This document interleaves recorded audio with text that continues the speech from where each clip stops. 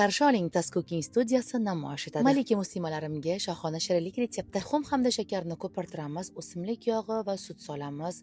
Un, kakao razrixlitini elakdan o'tkazib solib aralashtiramiz. Pishirish uchun biskitni pechga yuboramiz. Ikkinchi qism boshlandi. Qozonchaga sariyog', suv solamiz. Qaynab chiqqach tuz hamda un solib aralashtirib turamiz. Xamir biroz sovigach, ikkita tuxumni ketma-ketlikda chaqib solib aralashtiramiz. Ko'rsatilgandek maxsus qopchaga solib siqib chiqazamiz va pechga pishirish uchun yuboramiz. Bu orada biskitimiz ham tayyor bo'ldi. Sovishga yuboramiz. Shirinlik uchun eng asosiysi mazali krem tayyorlash. 45% qaymoq hamda eng mazali, eng ishonchli sladkaya korovka zgushyonkasini solamiz va morojniy krem tayyorlab olamiz. Biskitlarimizni qolip yordamida dumaloq qilib kesib olamiz. Shohona shirinlikni terishni boshlaymiz. Biskit, krem, banan bo'lagi, atrofiga kremlarni ham siqib chiqazamiz. Mayda-mayda eklechalarimizni yopishtiramiz. 2 soatga muzlatgichga yuboramiz. Shokolad pastasi hamda o'simlik yog'ini aralashtiramiz. Ganash tayyor. Ayamasdan shirinlikni ustidan quyamiz. Mazali shirinlik retsepti tayyor. Retsept yoqqan bo'lsa, nodarangizni duo qilib, mehringiz isboti yurakchani bosib qo'yishni unutmassiz.